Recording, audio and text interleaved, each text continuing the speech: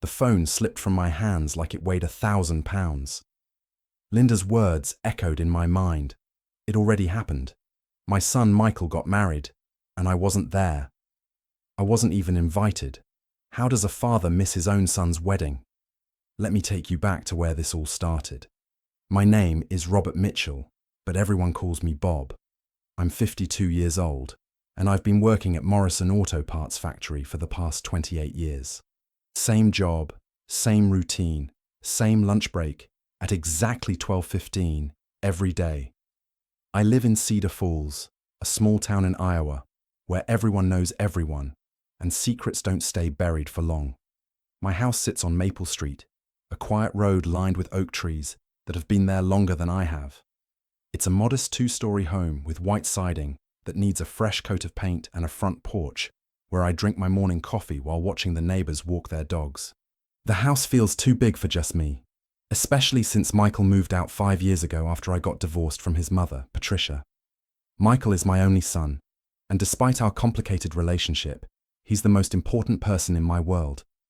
He's 28 now, tall like me, but with his mother's dark hair and quick wit. He works as a software engineer in Des Moines, about 2 hours away from Cedar Falls. We talk maybe once a week, usually brief conversations about work, the weather, or how the Iowa Hawkeyes are doing this season. About 8 months ago, Michael mentioned he was dating someone seriously. Her name was Sarah Chen, and she was a marketing coordinator at the same tech company where he worked. From what he told me, she was smart, funny, and came from a good family. Her parents, David and Linda Chen, owned a successful restaurant chain in Des Moines. Michael seemed happier when he talked about Sarah, more animated than I'd seen him in years. The first time Michael brought Sarah to Cedar Falls was last Thanksgiving. She was petite with long black hair and wore a navy blue dress that looked expensive. She was polite, almost formal, calling me Mr. Mitchell even after I insisted she call me Bob. During dinner, she barely touched the turkey and stuffing I'd spent hours preparing, though she complimented everything enthusiastically. Sarah asked thoughtful questions about my work at the factory and seemed genuinely interested when I told her about the new hydraulic systems we were installing.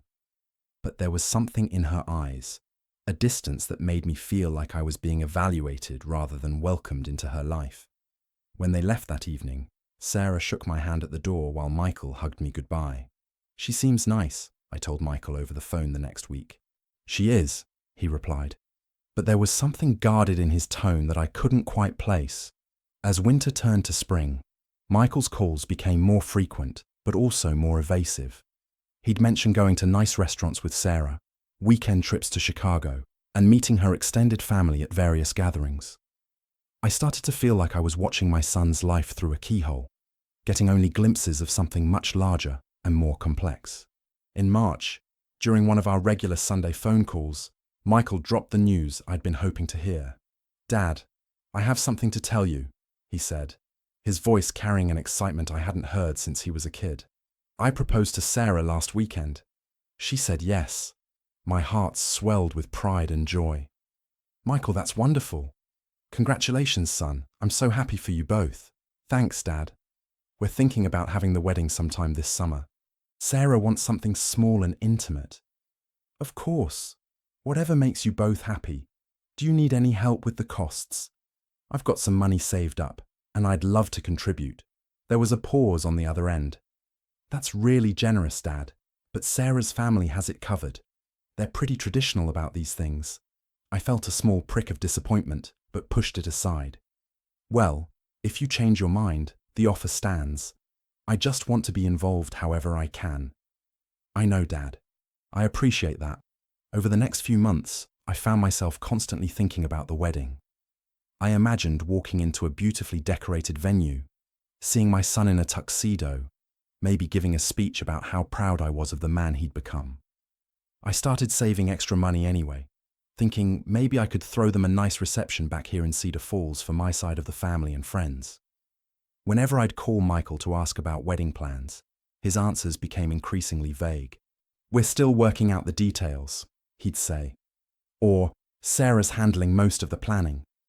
When I offered specific help, finding a DJ, recommending the florist who did my neighbour's daughter's wedding, even offering to help address invitations.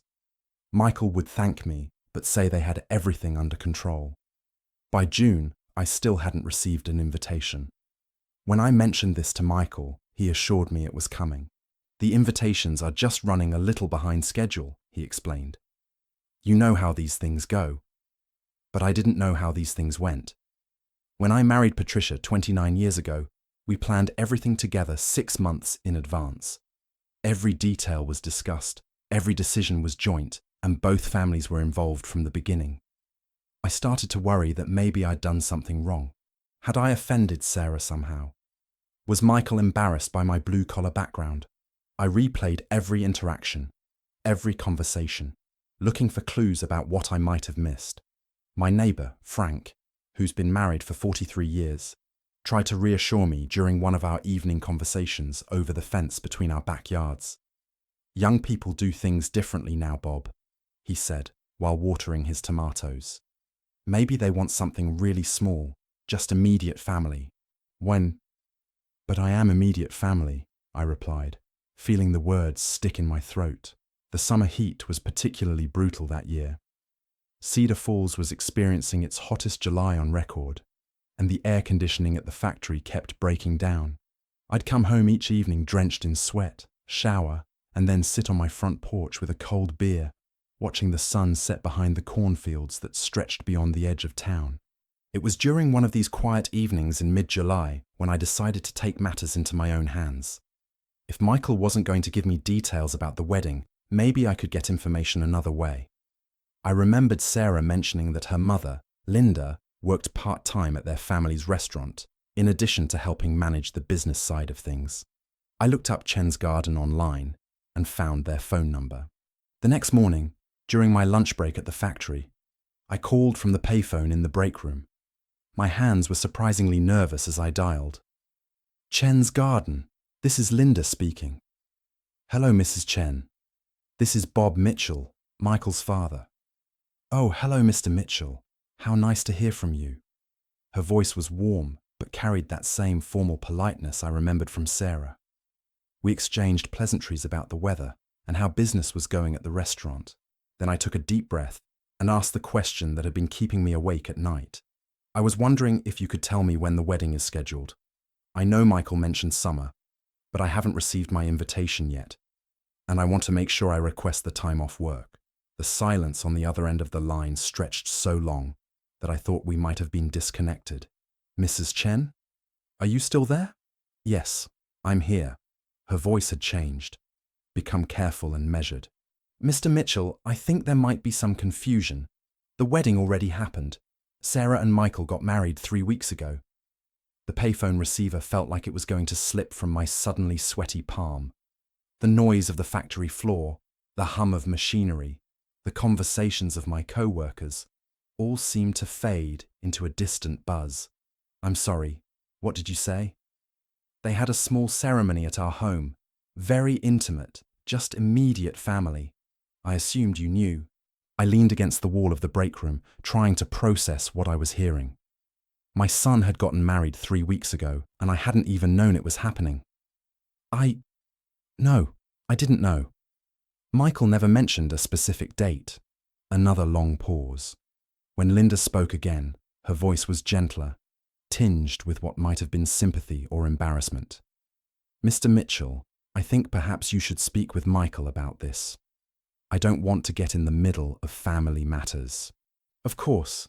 Thank you for telling me. I hung up the phone and stood there in the break room, staring at the motivational posters on the wall about workplace safety and teamwork.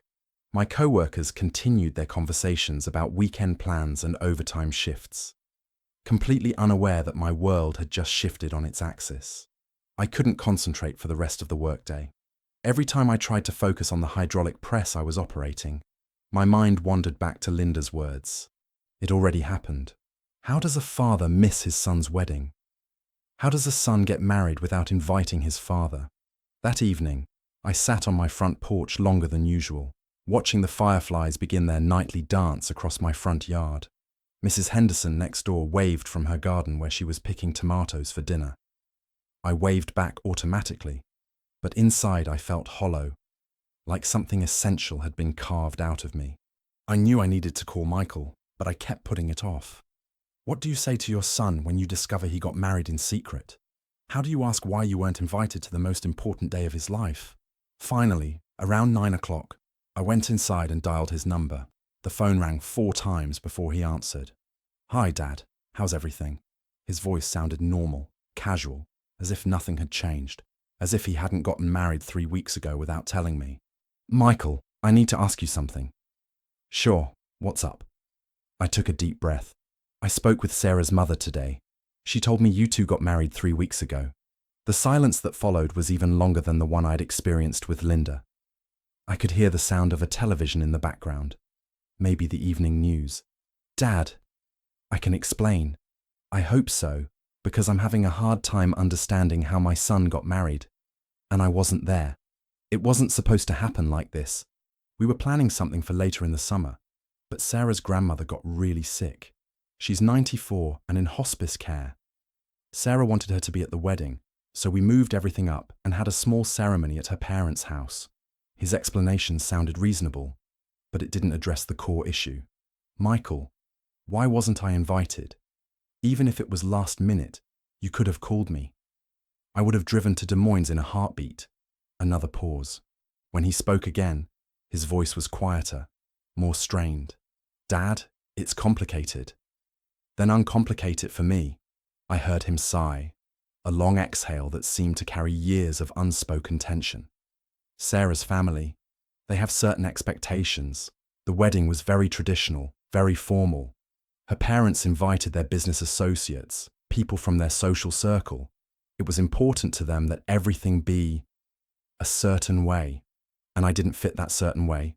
It's not like that, Dad." But we both knew it was exactly like that. I was a factory worker from a small town. I drove a 15-year-old pickup truck and lived in a house that needed a new roof.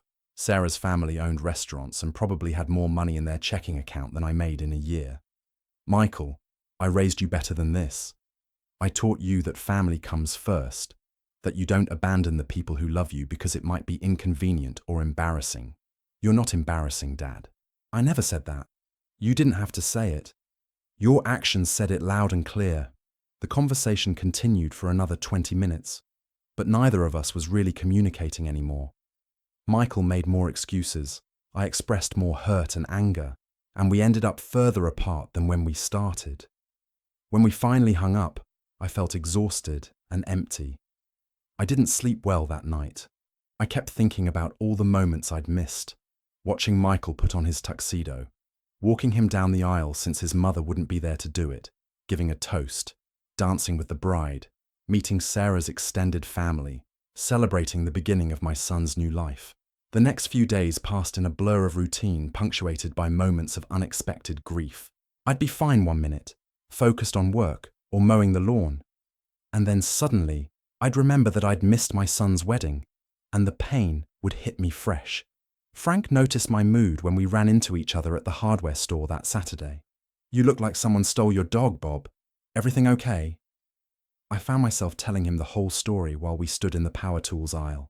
Frank listened without interruption, occasionally shaking his head or making small sounds of sympathy. "That's rough, buddy, real rough. But you know what? Sometimes these things have a way of working themselves out." "What do you mean?" "Well, maybe this isn't the end of the story. Maybe it's just a difficult middle part." Frank's optimism felt forced, but I appreciated the effort. Over the next week, I found myself thinking more clearly about the situation. Yes, I was hurt and angry, but I was also curious. What was Sarah's family really like? What had their wedding been like? Was Michael happy, or was he caught between competing loyalties and expectations? I decided to drive to Des Moines the following Saturday. I didn't call ahead. I just got in my truck and made the 2-hour drive east on Highway 30.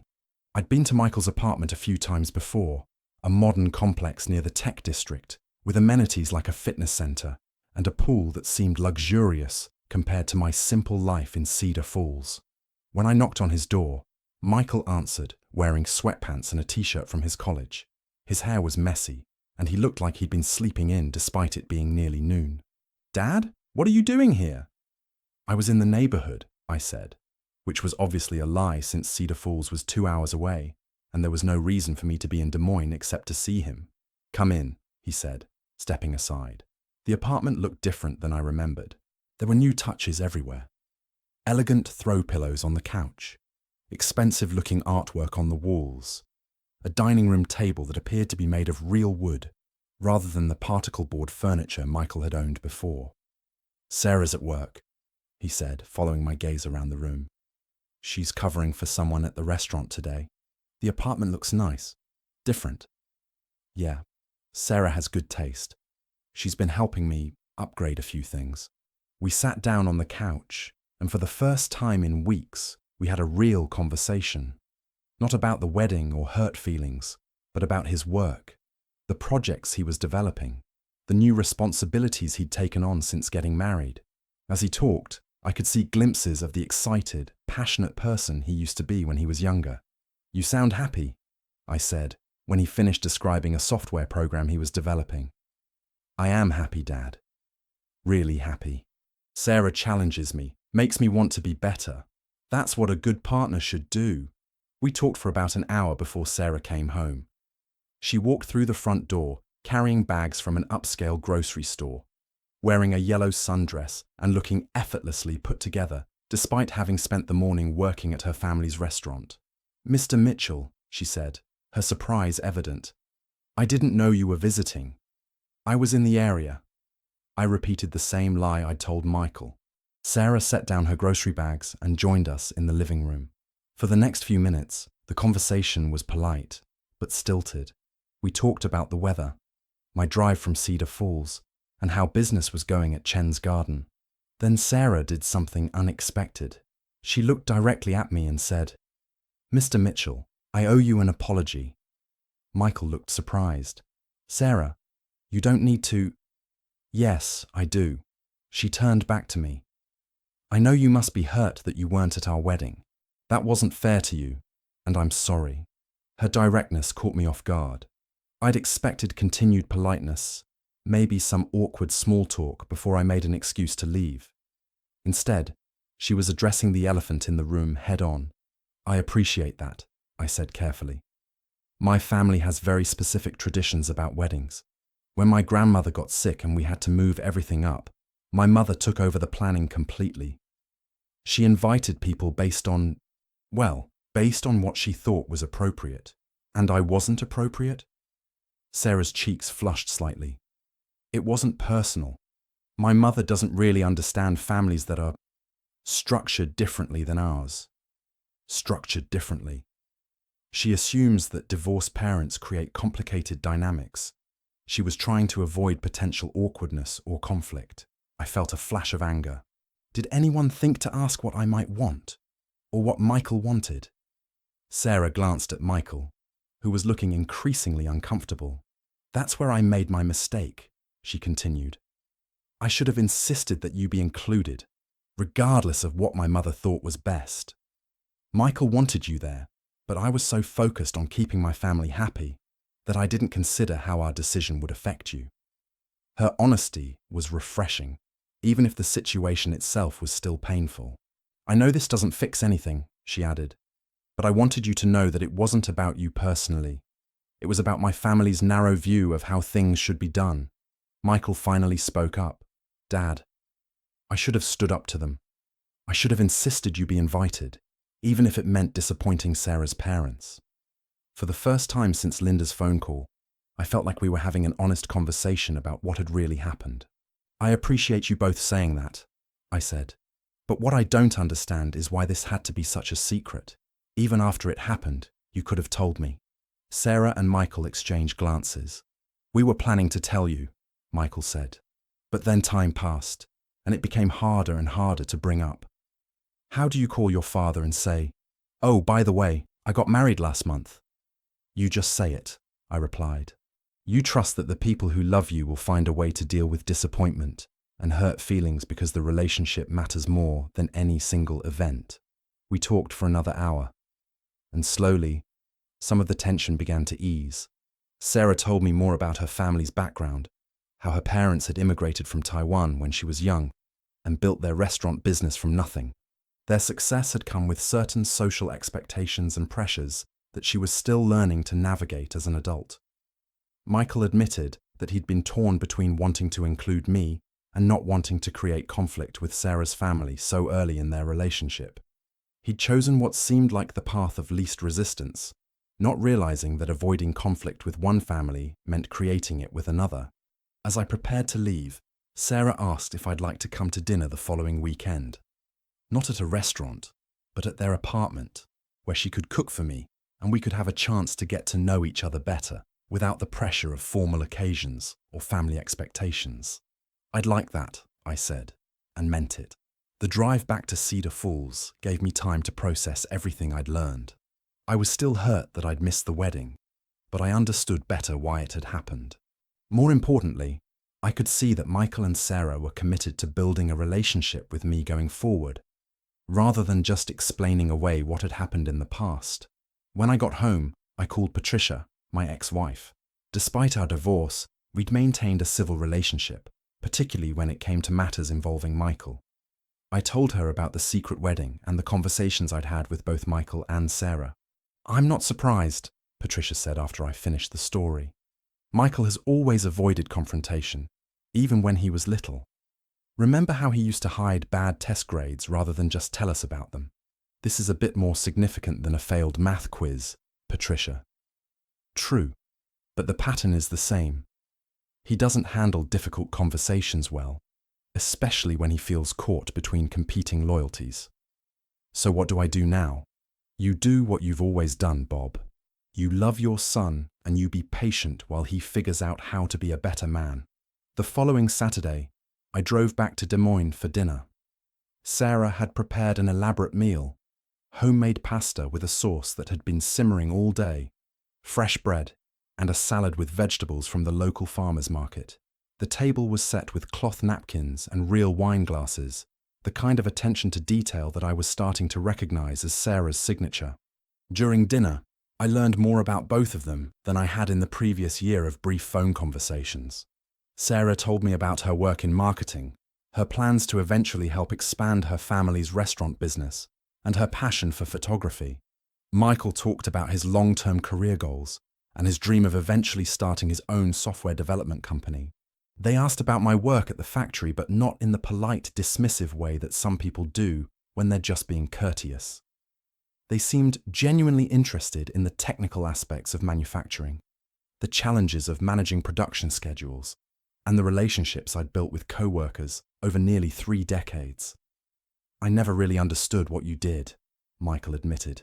"I mean, I knew you worked at a factory, but I didn't realize how complex the operation was, or how much responsibility you had." After dinner, Sarah showed me some of her photography. She had a good eye, capturing moments that revealed something deeper about her subjects.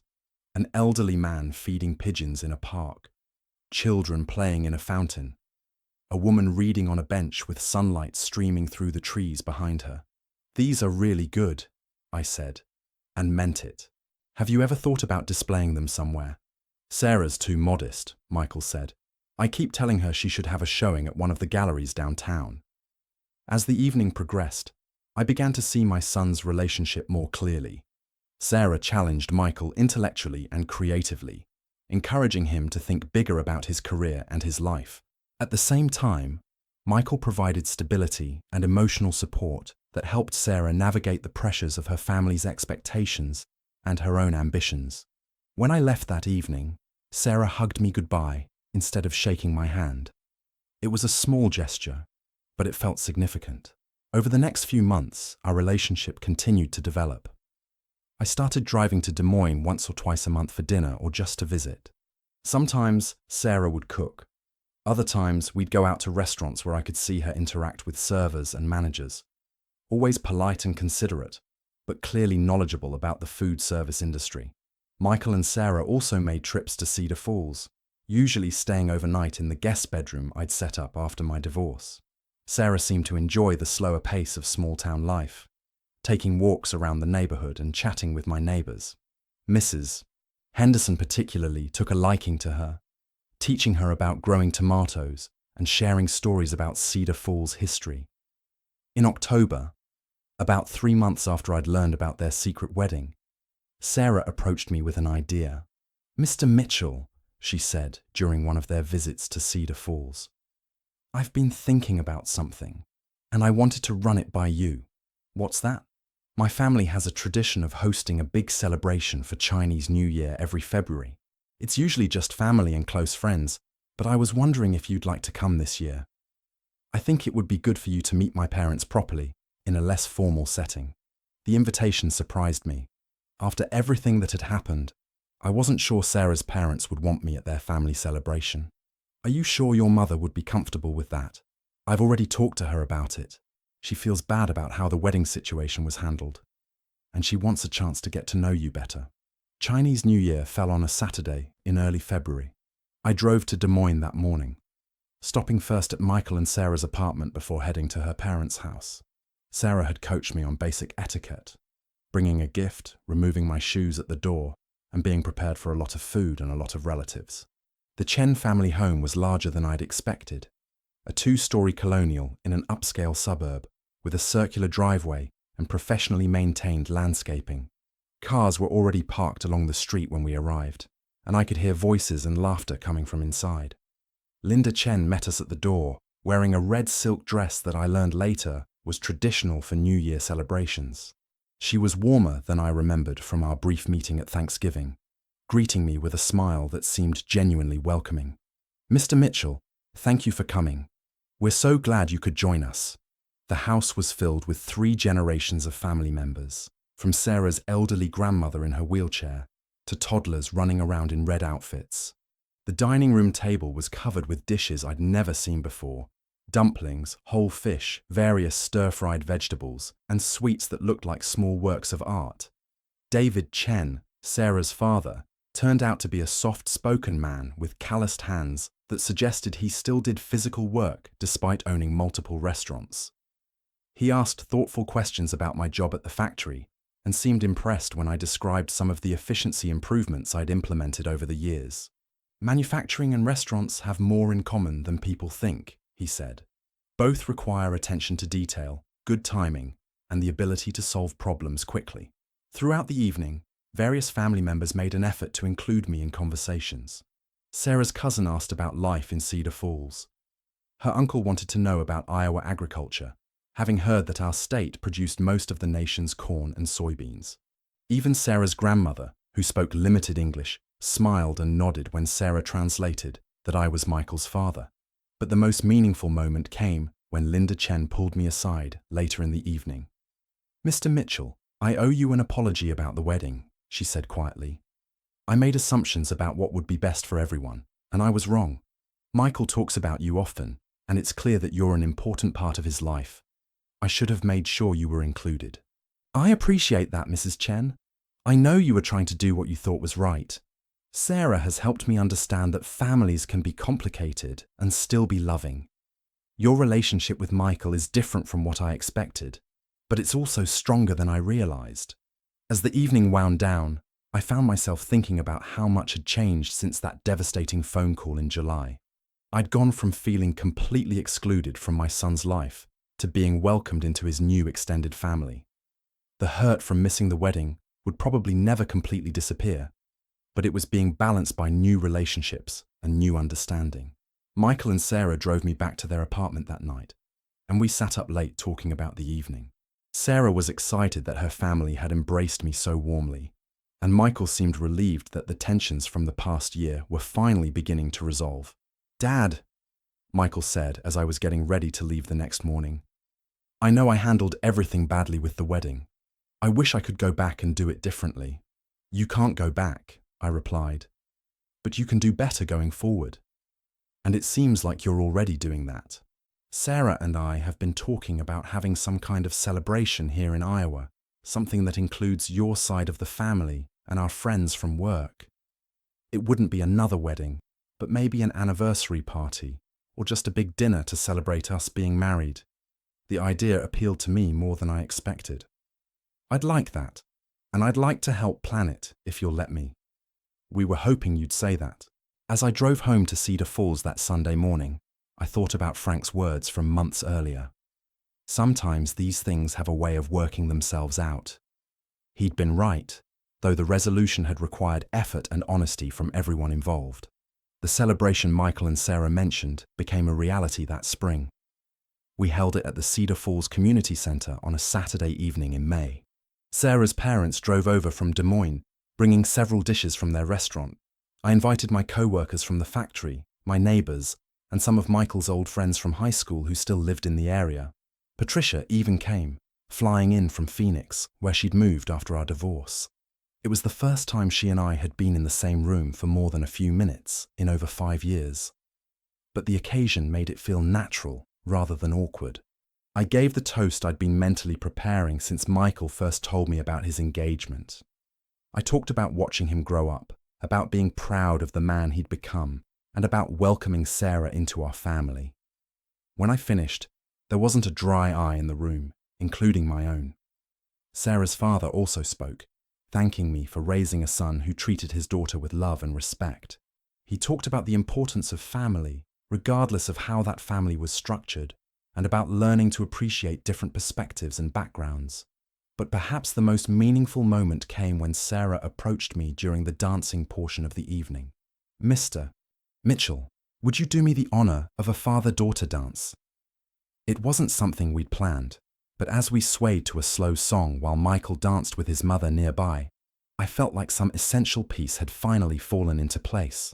As I write this now, 2 years after that devastating phone call from Linda Chen, Michael and Sarah have become regular fixtures in my life. They visit Cedar Falls at least once a month, and I make the drive to Des Moines almost as often.